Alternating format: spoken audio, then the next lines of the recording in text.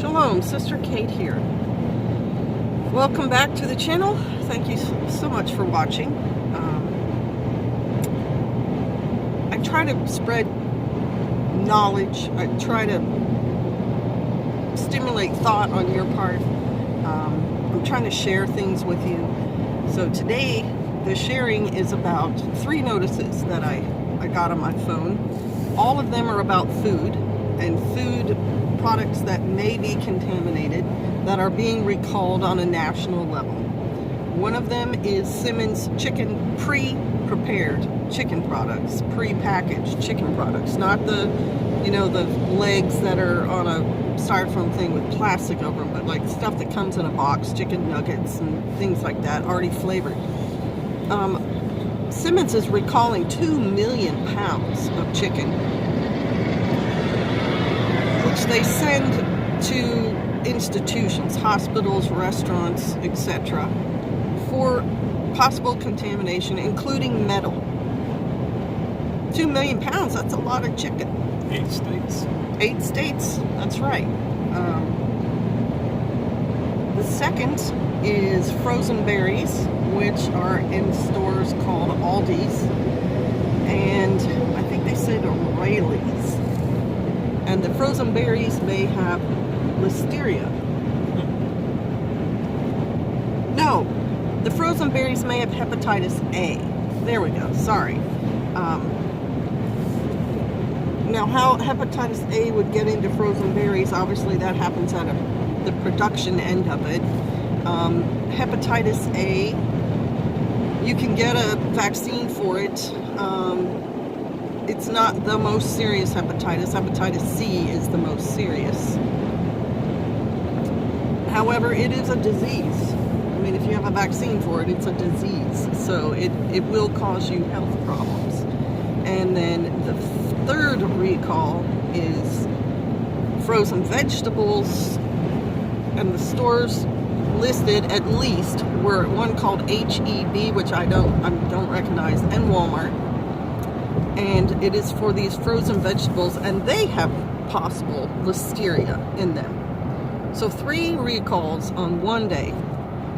And so Pastor and I were talking about that, and it brought to mind a couple of issues right there.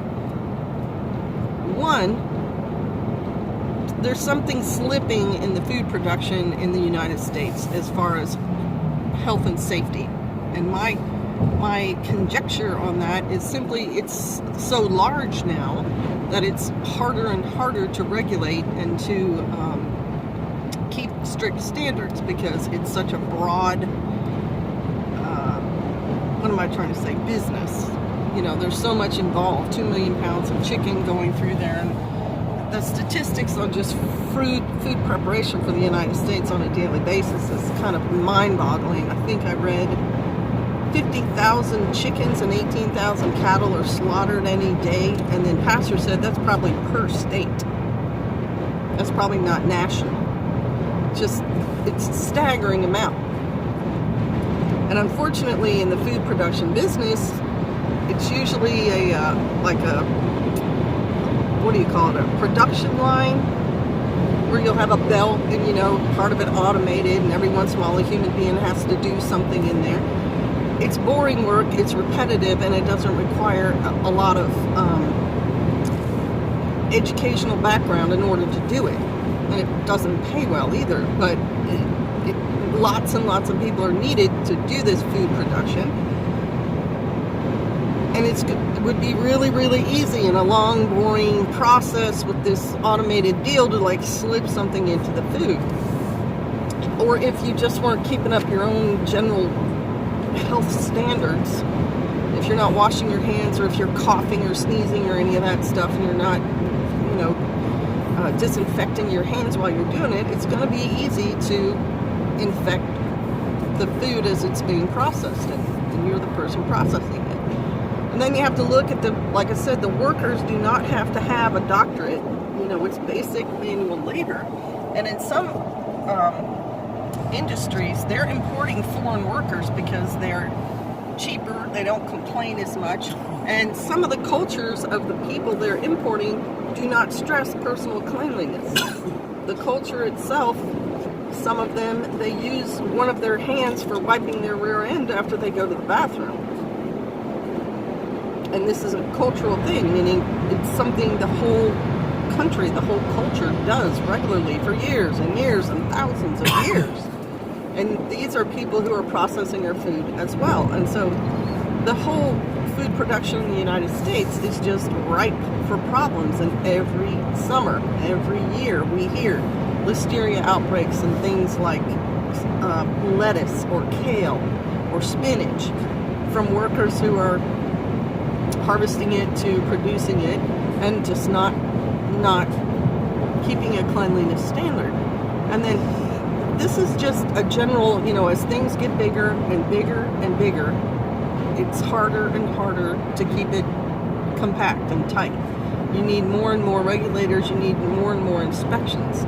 And Americans are really lackadaisical about this kind of stuff. We're not the precision type mindset of, say, Germans or Japanese who, technology and just things down to the nth degree. They're very good at that, and it's part of their culture to be good at that. And in America, we're kind of lackadaisical, so it's a thing. And then Pastor brought up an even better point, a more germane point, in that it's a way for terrorists to affect a lot of people, for them to contaminate food or water. And so just put that in the mix. They're already hiring foreigners. Here's some foreigner. He comes from one of the countries that they're hiring from. He just happens to be, an ISIS sleeper guy, or give me some help out here, honey. Some Al-Qaeda operative who's, slips in with everybody else and then starts dumping cyanide or something into the food source. And it'll get figured out and it'll be stopped, but people will be injured or killed in the meantime. So that's one thing. Then the other thing that we talked about, because me and my coin flipping, what's the flip side of the coin? It's an argument for you to produce your own food. It really is. I mean, it's healthier. It's more convenient. You can be specific in what you want to grow for yourself. You don't have to have wastage. Like, we waste so much food in the United States. And it's just generally better for your health. Every health report, study, blah, blah, blah, talks about fresh food being a part of, a healthy diet being part of your overall general health.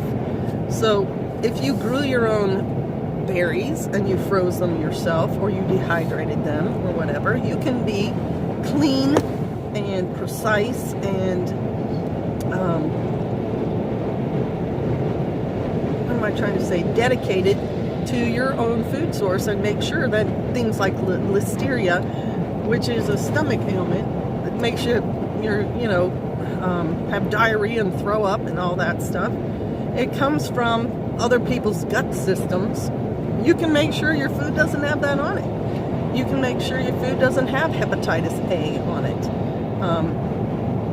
Or that metal is not in your berries. You can clean it to your own strict standards and process it to your own strict standards. And some people would say, well, I don't know how to dehydrate something. I don't know how to can something. It's the wrong thought process. If you can buy frozen vegetables in a store, somebody froze them.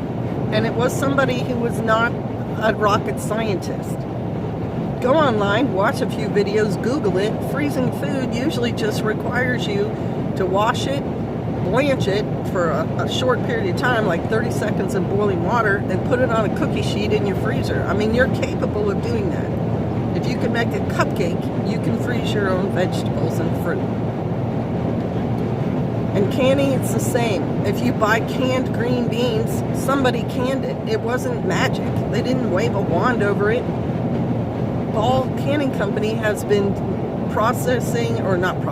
providing books and jars and lids for 100 years at least on canning. I think canning food first came out Napoleon. And Napoleon was 1806-ish. Okay, so canning food's been around almost 220 years. People have been doing it a really long time, and they've worked all the problems out, and there's safe, effective ways to do canning on your own. And then you have food that'll stay on the shelf and stay good for about 7 years, which is like having money in the bank. So the last thing about food and these issues with the recalls is it's going to cause shortages. It's going to cause the prices of things like chicken, frozen vegetables, and frozen fruit to go up because things are being recalled. And the law of supply and demand, if there's less supply, demand goes up, the price is going to go up. It's another argument for you to grow your own food because it's cheaper. Right now you can buy seeds inexpensively. You can get heirloom variety vegetables. There's a million books on how to grow your own food. There's videos online. Bumblebee Junction is a website. They grow amazing gardens every year. They've a recipe for super healthy soil. Hidden Heights Farm followed it. They had enormous vegetables in their garden this year. So it works. People have tried it. All you have to do is, put a little work into it, do a little research, and you'll be able to provide your own food with your own strict health standards applied to it in the amounts that you want to have, and not be dependent on what the store has or doesn't have. I think it just makes sense for your health and for your supplies in case of emergency, and makes your food planning simpler because you know what you have and you can plan your meals around it. It's just a great idea. So there you have it. That's my opinion. Look into it for yourself. Don't be afraid. You can do these things. Bless you all. Shalom.